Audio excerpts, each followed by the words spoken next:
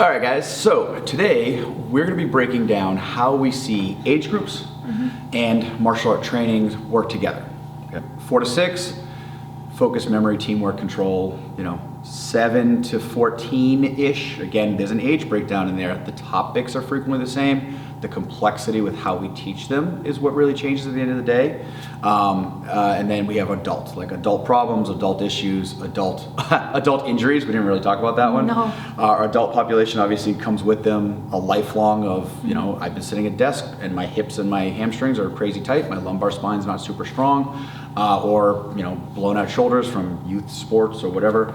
So how do we work around those as well, in addition to problem solving for what they're looking for, whether it's stress relief, whether it is actual self-defense, fitness, exercise, energy, all of these are social connectivity, right? These classes are social connection at a big, which a lot of adults don't have a ton of. Okay? So we did get a question about kind of how do we break down and kind of the logic behind why we separate out our ninjas program, why we have a separate program for kids, and then why that's actually spread out. We do get a lot of common questions about in phone calls and inquiries about, can I take class with my kid? So we do get a lot of these questions, and so this is a very good video to kind of talk about the differences between the different age groups, kind of what their goals are, different problems that they face, and kind of why we split our classes up into these categories or buckets. Yep. This doesn't mean that you have to. You can do whatever you want, but this is kind of from our experience, my background in psychology as far as child development, child growth, and just owning a martial arts school for We've changed things. We've been doing this for 15 yeah. years. Alice and I have observed things that seem to make sense after a lot of trial and error. A lot of things have changed. A lot of things have been updated based upon feedback, response, test, retest, and test again. And the idea being we can continue to adjust these things. We don't have to stay binary to it because, well, this is the way it's always been done. We're allowed to update this. Now, to Allison's point, we run a Jiu Jitsu school, and that has a lot to do with how we break things down and what we think our opinions on what is appropriate for the basic age groups. So we'll start with our ninjas program. So our ninjas program is a builder block program.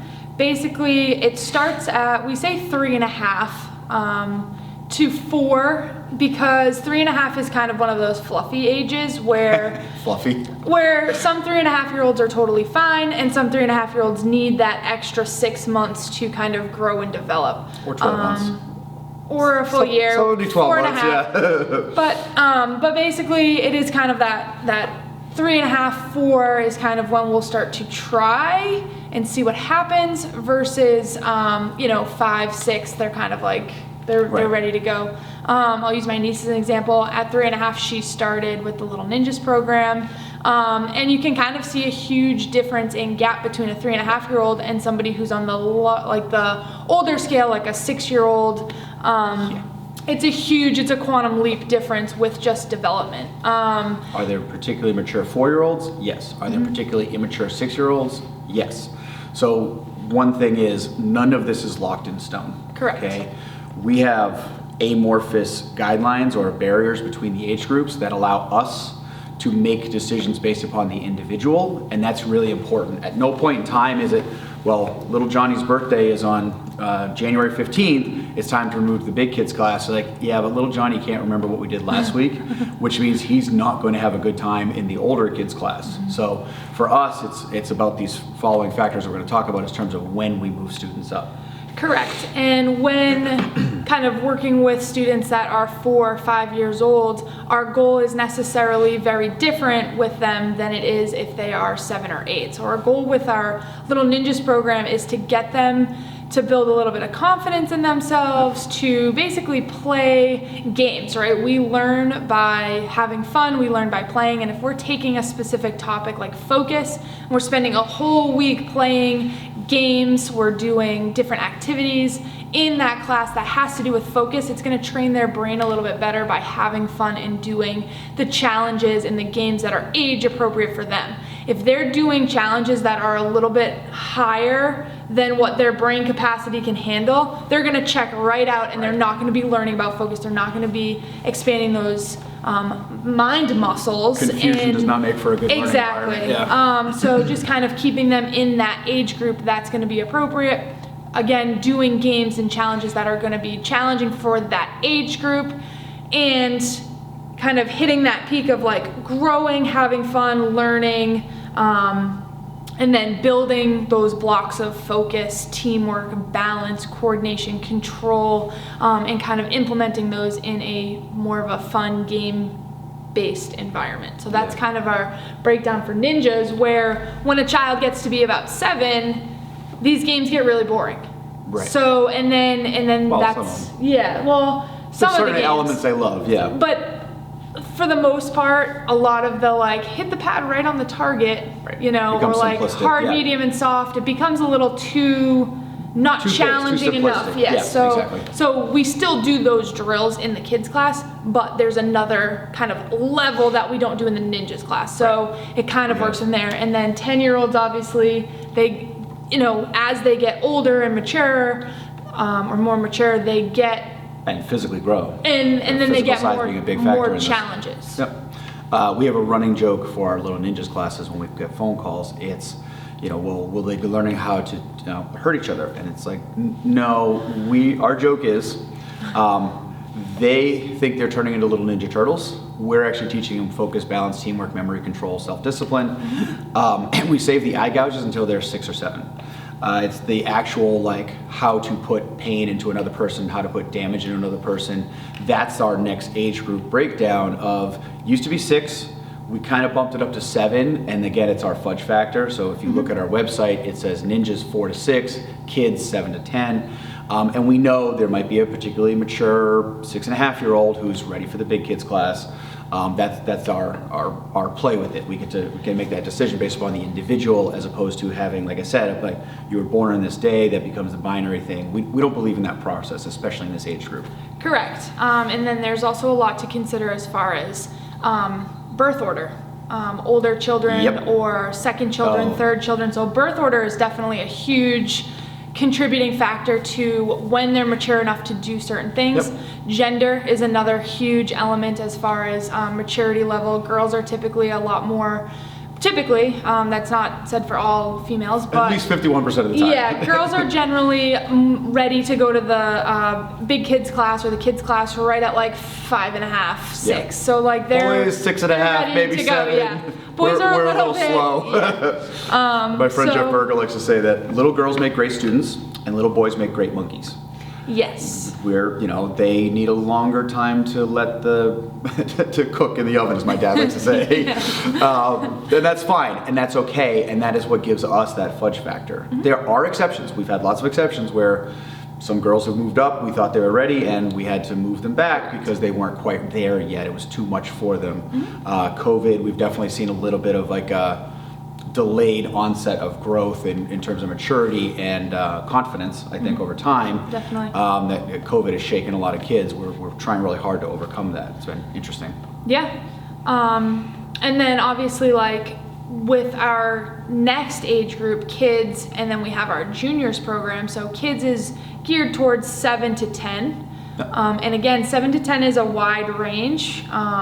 And then we have the 11 to 14 again, which is a little bit of a wider range. But So ultimately it's 7 to 14. Correct. And we have a breakdown in between there, mostly based on size and maturity. Yes. Right, those two things.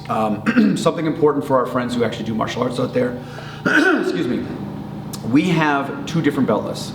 A piece of advice that I was given when I was going into mentorship to open this place up 16 years ago now, is we do a Japanese Jiu Jitsu system, and the advice was, I said, what was one thing you would do different? And he goes, I would have a different belt list for the kids and for the younger kids. I said, why? He goes, because they're awesome at judo, they're not afraid of falling, and they're suck at joint locks. They're not particularly good at joint locks because they're all too flexible, they don't know what's going on.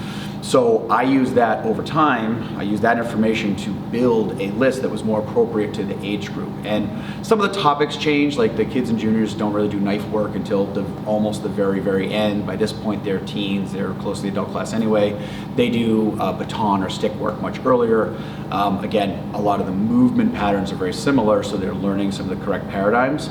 And then our adult belt list has been around for a very long time. It's shared by sister schools. And again, the problems that these groups face are different. We're going to talk about that in a little bit.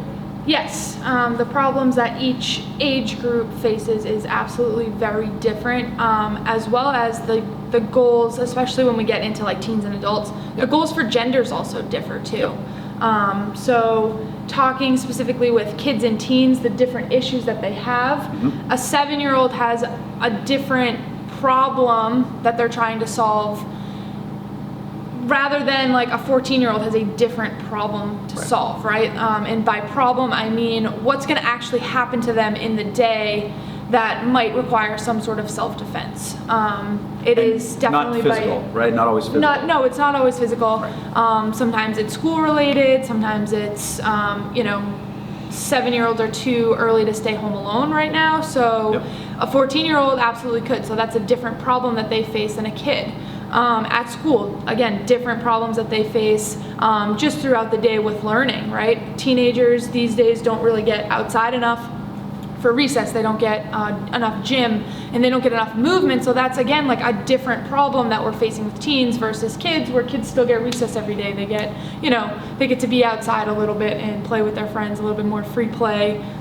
So again, different problems, not necessarily geared towards self-defense. Yes, they have different problems when it comes to self-defense, but just in general, different problems. Well, and to extrapolate that out, adults, again, you had a breakdown between male and female. Obviously, generally, male adult physical self-defense problems are going to be different than female adult self-defense problems. Yes. In the case of males, the goal to join a class like this might be more fitness, stress relief, social connectivity, where women might be self-defense, fitness, stress relief from, we joke that some of the moms in class go harder than anybody else because they have that mom rage. They need to work out on each other, and it brings us joy and pleasure to watch them beat the crap out of each other. But again, different problems for different groups. Can you solve for those in the course of the training programs, right? Correct. Which is also why we typically won't do a class where it's adults and kids. We do special events like Mother's Day on the mat or Father's Day on the mat, where it's just like a fun dojo event where like moms can jump on the mat and do things with their kids, right? Like that's kind of super Family fun activity, every once in a while, yes. But generally, like we had just mentioned, there's different problems for each age group, as well as learning at different age groups are different. Like moms aren't really going to get too much out of making sure that they're sitting on their dot correctly and waiting for their turn and hitting a pad right on the letter T or the dragon eyeball. Like a mom's not really going to get too much out of that with focus. Right. However, when we do reflex blocking, block as fast as you can, that's too advanced for a ninja, but a mom can really get focus and really train your brain to focus by not getting hit with using our reflexes and using other elements of learning. You're working the same thing. You're both working focus. Right. However, it's a scale of difficulty. And how it's applied, right? Correct. To a specific couple of categories. With regards to like a self-discipline, people think about martial arts, adults, and self-discipline. I'm like, well, if I have to specifically talk to you about discipline as an adult, we have an entirely different series of problems going on that we might need to address off to the side. Will coming to a regular class and going through the rigmarole of putting yourself through these type of challenges, will that increase your discipline? Hell yes. It might not be overt in the conversation. It might be subtle in the training that we do on a day-to-day basis. We have a lot of students who've reported over time, they came here because they wanted something different in the gym, and it has changed all of these other elements in their life in terms of, like I said before, stress relief, anger management. It's kind of, I've had students tell me they went off of like anger and antidepressant pills because of the training that they were doing here, which is just fantastic to hear.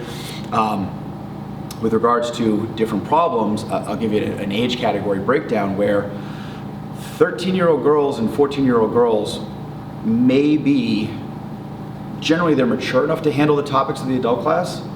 They might be physically small, which is a separate challenge, and this is where you get to like the funny gray areas. But some of these 13 and 14-year-old girls are facing adult female problems. They're 5'7" and 5'8" and look womanly in their appearance externally. And they may be catching eyeballs of people that are significantly older than them. So for us, this becomes again like, when is it going to be appropriate to help this person in their biggest problems they might face? What are their goal sets? And unfortunately, we don't always get to pick which ones we're going to face as problems. Right. Our goal is to help solve problems and kind of more individualized, however, also in a big group. The other thing is we do break classes down by time as well. So like our ninjas class is 30 minutes, but also it's a long 30 minutes. In that 30 minutes, we're switching games every 5. So so just making sure that our interests are shifting every 5 minutes, because a 4-year-old does not have the attention span to do the same thing for 15 minutes. Where when we get up into our kids class, we're switching those topics every 10 minutes. Right. And we're taking a little bit of time for some education and teaching an actual technique or teaching a drill or teaching something. So they have to have that ability to focus for that minute, 2 minutes while we're explaining the drill, or and then we're doing that for 10 minutes, right? Like we're doing that drill, we're drilling. And then with the older kids, you know, it kind of gets 15 minutes, right? Like we're doing stuff for a longer period of time. By older kids, are we talking about the adults? Yeah, we're all older kids. And the adults is an hour class, and we can't expect a ninja to do an hour class at all. We really can't expect a 7-year-old to do an hour class. Those classes are about 40 minutes, and that 20 minutes is huge. And it's one of those things where that focus. Even some of our adults start to fade at 40 minutes in fairness. Some of us. From time to time, I'm just saying, it does happen. But even then, so it's on us as instructors. Ninjas, kids, it's about focusing and corralling that energy, right? Exactly. Juniors and absolutely into the adults, sometimes like, you know, we get to 13 and 14-year-olds and their school days are getting longer, their brains are getting challenged long, obviously. Adults, the same deal. They just came out of 9 hours of, you know, whatever their engineering, programming, whatever they're working on. Sometimes as instructors, we have to be the battery. Like you have to charge people back up, make sure they have a great experience. And that's a different problem for us to solve, right? If they come in and they're tired, how do we re-energize them to help them in that stress release process? Exactly. That's pretty much it for the most part. The only thing that I did write down is a lot of people ask if we have classes for like 1-year-old, 2-year-olds, and the answer is no, because there's no reasoning with them. Basically, is ultimately you can't negotiate with terrorists. You can't negotiate with terrorists. Yeah. It would just be a whole bunch of chaos, and we actually recommend, there are gymnastic schools with like what they call like creative movement type programs. I've had people ask like, what about my 2-year-old? They're really mature for their age. I'm like, no, that's not a thing. Yeah. I generally recommend go find like a creative movement type class where they're kind of giving the kids some free form opportunity to move and get in touch with their body. We are, again, interesting little COVID thing we're finding is kids are particularly uncoordinated in a way that I have never seen in 20 years of doing this.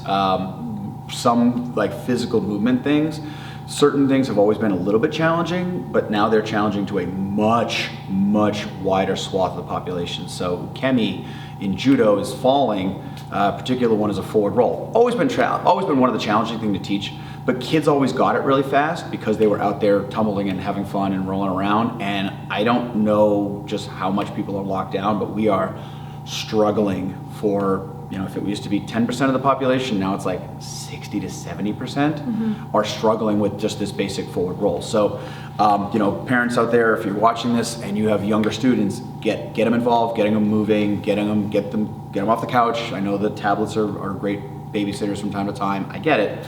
But more movement because they're very disconnected from their physical form, and it's a little disconcerting to see.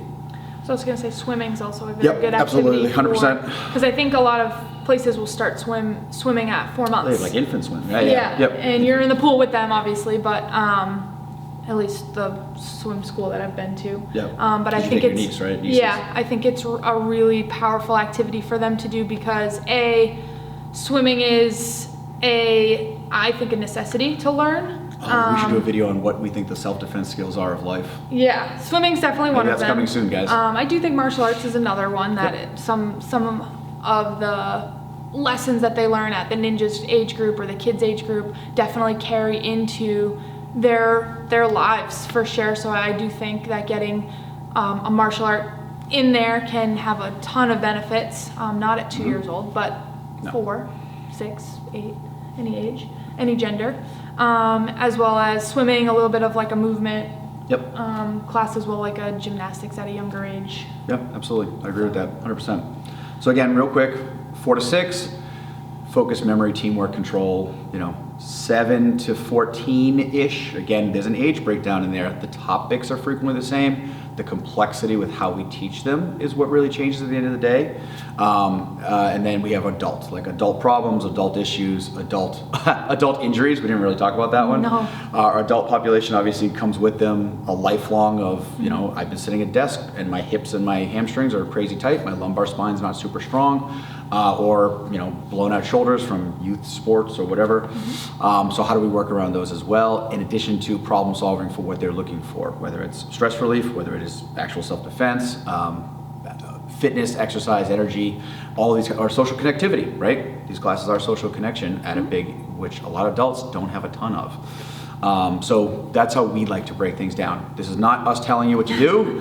This is us telling you what has worked for us after a lot of trial and error. Yes. So. Well, this was actually a question from somebody from another video. Yes. So obviously let us know if you do have questions or any other videos that you would like to see. Yep. And We'll say like the video, share the video if you find this helpful, give us feedback. yeah, that's it. Thanks for engaging with us, guys.